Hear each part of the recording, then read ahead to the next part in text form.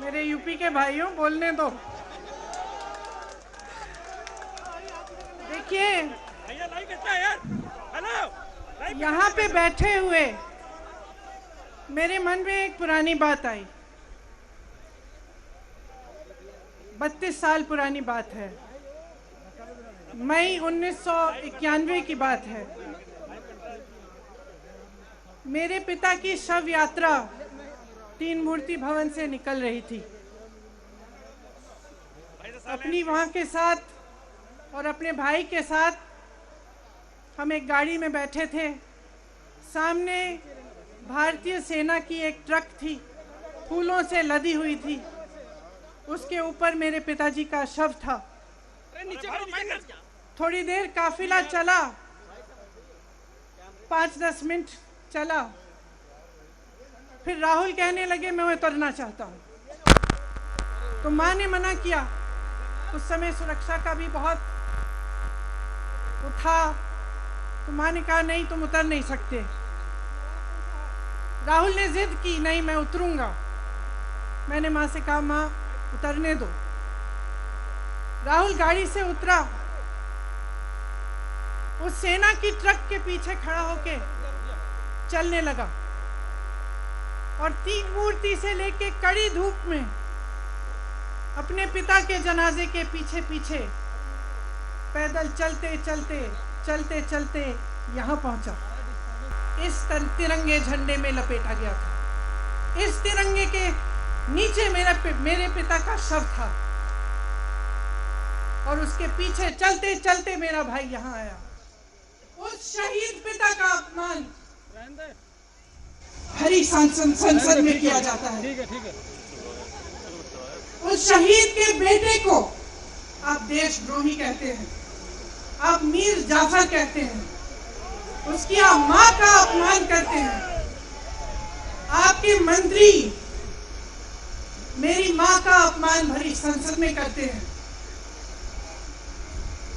आपके एक मुख्यमंत्री कहते हैं कि राहुल गांधी को पता भी नहीं है कि उनका पिता कौन है। आपके प्रधानमंत्री भरी संसद में खड़े होकर कहते हैं कि ये परिवार नेहरू नाम को इस्तेमाल क्यों नहीं करता। पूरे परिवार का अपमान करते हैं। कश्मीरी पंडित समाज के रिवाज का अपमान करते हैं, जिसके तहत एक बेटा अपने बाप के मरने पर पगड़ी पहनता है, परिवार की परंपरा को आगे बढ़ाता है। लेकिन आप पर कोई मुकदमा नहीं होता। आपको 2 साल की कोई सजा नहीं मिलती। आपको जेल की सजा नहीं मिलती। आपको संसद से कोई बाहर नहीं निकालता। आपको मना नहीं करता कि 8 सालों के लिए आप चुनाव नहीं लड़ सकते। क्यों? मैं पूछना चाहती हूं क्यों? आज तक हम चुप रहे हैं। हमारे परिवार का अपमान करते गए। मेरे भाई ने क्या कहा? संसद में वो मोदी जी के पास गए और उनसे गले लगे। मेरे भाई ने कहा मैं आपसे नफरत नहीं करता हूं, मेरे दिल में आपके लिए कोई नफरत नहीं है। हमारी विचारधारा अलग है, लेकिन हमारी नफरत की विचारधारा नहीं है। तो मैं पूछना चाहती हूं, एक आदमी का कितना अपमान करोगे? कितना अपमान करोगे? क्या यही है इस देश की परंपरा? आप परिवारवादी कहते हैं, तो भगवान राम कौन थे? भगवान राम को वनवास में भेजा गया। उन्होंने अपने परिवार, अपनी धरती के प्रति अपना धर्म निभाया। क्या भगवान राम परिवारवादी थे? क्या पांडव परिवारवादी थे कि वो अपने परिवार की संस्कारों के लिए लड़े? और हमें क्या शर्म आनी चाहिए कि हमारे परिवार के सदस्य शहीद हुए इस देश के लिए?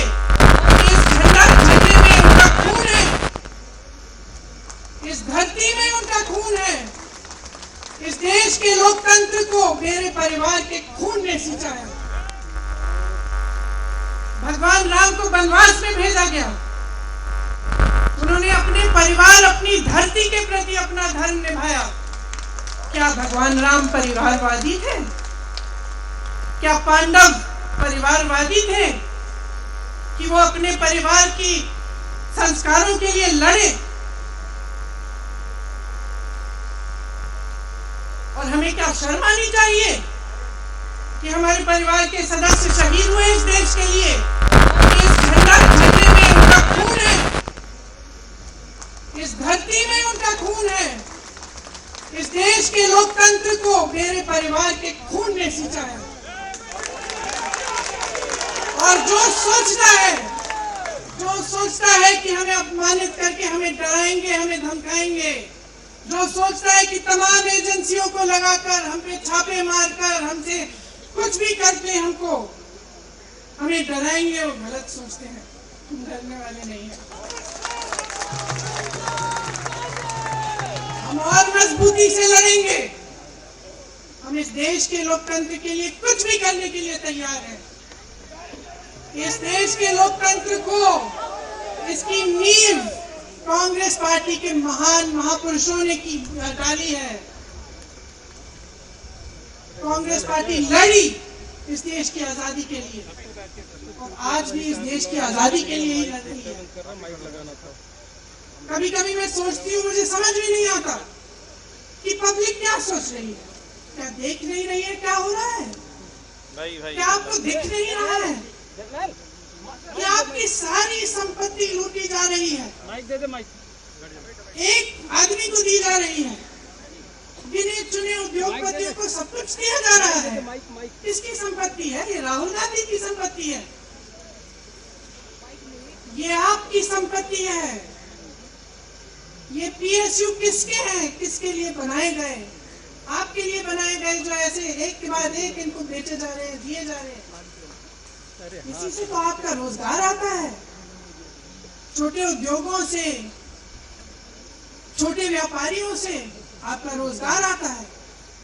किसी बड़े अडानी से नहीं आता। रोजगार नहीं देते, छीनते आपका रोजगार। तो आप समझ क्यों नहीं पा रहे हैं? आप गैस के सिलेंडर के लिए 1000 रुपए दे रहे हैं और यहाँ आपकी सारी संपत्ति किसी को सौंपी जा रही है। राहुल गांधी जी ने क्या कहा? अरे कौन सा इतना बड़ा जुल्म कर लिया कि आपसे 2 सवाल पूछ लिए, जवाब नहीं दे पाए ना, घबरा गए। और जो अहंकारी होते हैं, तानाशाह होते हैं, क्या करते हैं? जब सवालों का जवाब नहीं दे पाते तो पूरी सत्ता को लेकर जनता को दबाने की कोशिश करते हैं। जो सवाल उठाता है उसको दबाने की कोशिश करते हैं। आपने कभी सोचा है, आंखें खोलिए, आपने कभी सोचा है कि ये पूरी सरकार, ये सारे मंत्री, ये सारे सांसद एक आदमी को बचाने की क्यों इतनी कोशिश कर रहे हैं? इस अडानी में है क्या कि इसको आप सारी संपत्ति दे रहे हो देश की? 20 हजारों करोड़ शेयर कंपनियों में इनकी है और आप इन पे इंक्वायरी नहीं कर सकते। ये अडानी है कौन कि आप सब उनका नाम उठते ही बौखला जाते हैं और उनको बचाने में लग जाते हैं? देखिए, आप इस देश के देशवासी हैं। ये देश आपका है, ये लड़ाई आपकी है। आज तमाम नौजवान बेरोजगार क्यों हैं? हम इश्तेहार तो देख रहे हैं, वोटिंग देख रहे हैं, मदर ऑफ डेमोक्रेसी लिखा है। कहते हैं कि हमारी अर्थव्यवस्था बहुत तेजी से आगे बढ़ रही है, तो इतने नौजवान बेरोजगार क्यों हैं? तो जहां जहां हम जाते हैं बेरोजगार नौजवान क्यों दिखते हैं? इतनी महंगाई क्यों है? इतनी महंगाई क्यों है? क्या आप इतने बड़े काम कर सकते हो लेकिन एक गैस सिलेंडर का दाम कम नहीं कर सकते? आप छोटे व्यापारियों की मदद नहीं कर सकते? आप रोजगार नहीं बनवा सकते?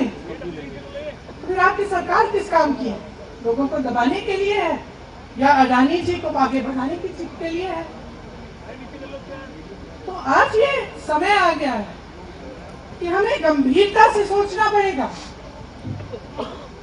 ये सरकार पूरी कोशिश करती है कि आपका ध्यान भटकाया जाए, अब आप सोचिए, कन्याकुमारी से कश्मीर तक एक आदमी चला, उसके साथ लाखों लोग चले। क्या पैगाम लेके चला, किस लिए चला, उसके दिल में क्या भावना थी कि लाखों लोग देश भर से उससे जुड़ के चले। समता, एकता की भावना थी। आज आपके सारी मीडिया, आपके सारे मंत्री, आपके सारे सांसद, आपके सारे कार्यकर्ता कह रहे हैं कि राहुल जी ने विदेश जाकर देश का अपमान किया, राहुल जी ने एक वर्ग का अपमान किया। क्या एक आदमी जो कन्याकुमारी से लेकर 5000 किलोमीटर कश्मीर तक चल के ये रोज रोज कहता है कि इस देश को एक होना चाहिए, सबको समान दृष्टि से देखना चाहिए, क्या ये आदमी देश का अपमान कर सकता है? क्या ये आदमी एक वर्ग का अपमान कर सकता है? तो ये आदमी क्या कर रहा है? ये आपकी आवाज उठा रहा है। क्या कह रहा है? कह रहा है कि गरीबों को अपना हक दो, नौजवानों को अपना हक दो, महिलाओं को अपना हक दो। यही तो कह रहा है। और हक क्या है? हक ये है कि जो आपका है वो आपके हाथों में जाना चाहिए, किसी बड़े उद्योगपति के हाथ में नहीं, जो प्रधानमंत्री जी के मित्र हैं। ये है आपका हक। उसी हक की लड़ाई लड़ रहा है। तो आप समझिए, ये एक इंसान की बात नहीं है, ये एक राहुल गांधी की बात नहीं है, ये पूरे देश की बात है। जब हम कहते हैं लोकतंत्र को बचाना है, हम किस बात की को बचाने की कह रहे हैं? क्या कह रहे हैं हम? लोकतंत्र क्या होता है? खुल के जवाब मांगो, सवाल उठाओ। यही तो लोकतंत्र है कि आपको कोई आपत्ति है, कोई समस्या है, आप किसी के पास जाकर अपना हक मांग सकते हैं। आप कह सकते हैं भाई हमारे लिए ये क्यों नहीं किया, इतनी महंगाई क्यों है, हमारे लिए रोजगार क्यों नहीं बनाए। लेकिन आज यही हक आपसे छीना जा रहा है और आपका ध्यान इधर उधर भटकाया जाता है और इतनी चीजों को फैलाया जाता है जो सच नहीं है, झूठों को फैलाया जाता है। आप सोचिए, राहुल गांधी दुनिया के सबसे बड़े जो शिक्षा के संस्थान है वहां से पढ़ के आए हैं। हार्वर्ड और कैम्ब्रिज की उनकी डिग्री है। कैम्ब्रिज से उन्होंने इकोनॉमिक्स में मास्टर्स डिग्री, एमफिल डिग्री उनको मिली। आप उसको पप्पू बनाते हैं। पूरे देश भर में आपकी सहायता के साथ मेरे मीडिया के दोस्तों, डिग्री आपने देखी नहीं, सच्चाई आपने देखा नहीं, उनको पप्पू बना दिया। फिर पता चला कि ये पप्पू तो यात्रा में निकल आया और पता चला कि ये तो पप्पू है ही नहीं। इसके साथ तो लाखों लोग चल रहे हैं। ये ईमानदार भी है, ये सब बातों को समझता भी है, ये जनता के बीच जा रहा है, जनता की समस्याओं को सुन रहा है, तो जनता इसके साथ चली जा रही है। घबरा गए कि राहुल गांधी ने संसद में वो सवाल उठाए जिनका उनके पास जवाब नहीं है।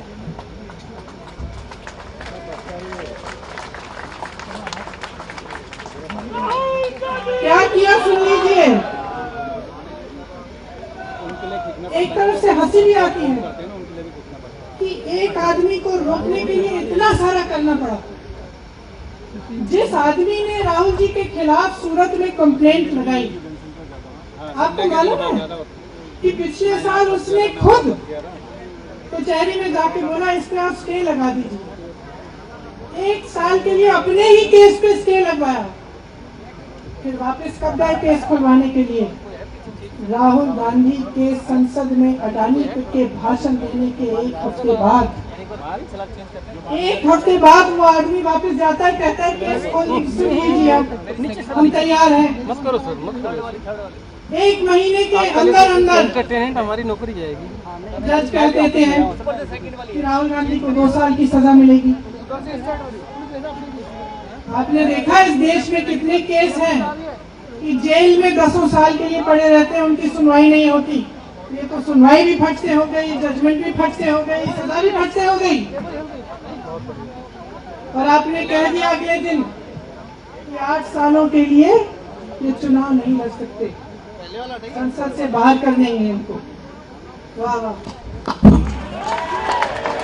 वाह वाह वाह वाह, बहुत धैर्य है आप में। अरे कायर है इस देश का प्रधानमंत्री।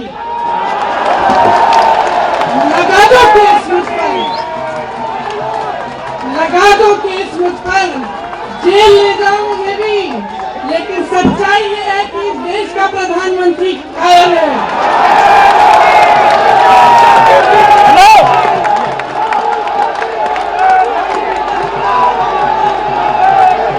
अपनी सत्ता के पीछे छुपा हुआ है,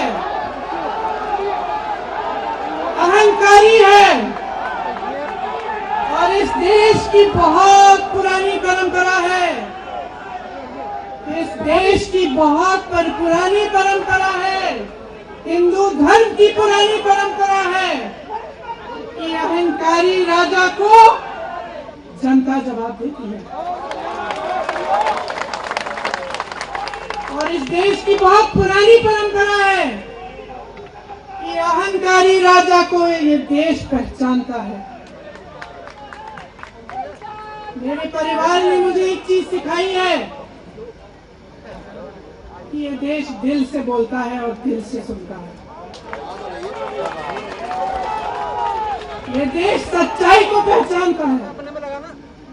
मैं जानती हूं कि आज वो दिन है जब से सारा कुछ बदलने लगेगा।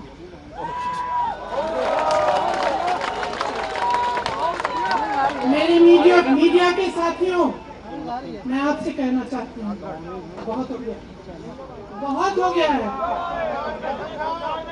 मैं जानती हूँ आप पर कितना दबाव है। मैं जानती हूँ कि आपको लाइन भेजी जाती है कि आज आपको ये कहना है, आज आपको ये लिखना है, लेकिन आपकी एक बहुत बड़ी जिम्मेदारी है। आज लोकतंत्र खतरे में है। अगर सरकार सवाल उठाने वाले को 8 सालों के लिए संसद से निकाल सकती है, अगर कह सकती है कि तुम्हें चुनाव लड़ने की ही इजाजत नहीं है, तो बहुत गड़बड़ है, बहुत गलत हो रहा है। और ये लोकतंत्र के लिए ठीक नहीं है, ये देश के लिए ठीक नहीं है।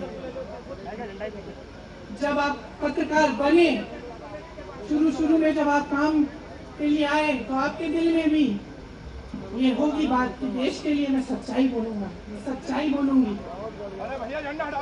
आज आप बोल नहीं पा रहे हैं, हिम्मत करिए, खड़े हो जाइए। आपने जैसे खड़गे जी ने कहा कि तमाम पार्टियों ने आज अपनी आवाज उठाई है, उनका हम सब धन्यवाद देते हैं। और हम सबको एक होना पड़ेगा, इसलिए होना पड़ेगा क्योंकि आज ये देश खतरे में है। आज इस देश की सारी संपत्ति एक आदमी को सौंपी जा रही है और उस आदमी को बचाने के लिए पूरी सरकार खड़ी हो जाती है। बहुत गलत हो रहा है। अगर आज मेरे भाइयों और बहनों आप इसको पहचान नहीं पाएंगे तो इस देश को बहुत खतरे में डाल दें। इसीलिए यहाँ खड़े हुए महात्मा गांधी जी की समाधि के कुछ ही गज दूर खड़े हुए मैं आपको याद दिलाती हूँ कि कितनों ने इस देश के लिए अपना खून बहाया है, कितनों ने इस देश की धरती, इस देश की आजादी के लिए अपना खून बहाया है।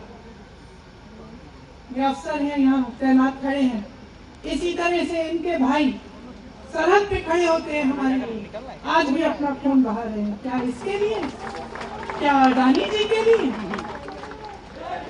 कि अपने देश के किसान के लिए, अपने देश के गरीब के लिए, अपने देश के छोटे व्यापारियों के लिए, महिलाओं के लिए, अपने बच्चों के भविष्य के लिए हम सब अपनी जान देने के लिए तैयार हैं। तो मैं आपसे आग्रह करती हूँ, मेरे देशवासियों, आंखें खोल लो, समय आ गया है, डरो मत। राहुल गांधी के शब्दों में डरो मत, इनका सामना करने का समय आ गया है। एकजुट हो जाओ, सामना करो, इस देश की सच्चाई को उभारो, इस देश की एकता को बनाए रखो और इस देश को आगे बढ़ाओ। जय हिंद, जय हिंद, जय हिंद। नमस्कार, मैं हूं मानक गुप्ता। अगर आपको हमारा ये वीडियो पसंद आया हो तो इसे लाइक और शेयर जरूर करें और हां, हमें सब्सक्राइब और फॉलो करना ना भूलें ताकि आप देश और दुनिया की कोई खबर मिस ना करें। तो जुड़े रहिए हमारे साथ और देखते रहिए न्यूज़ 24।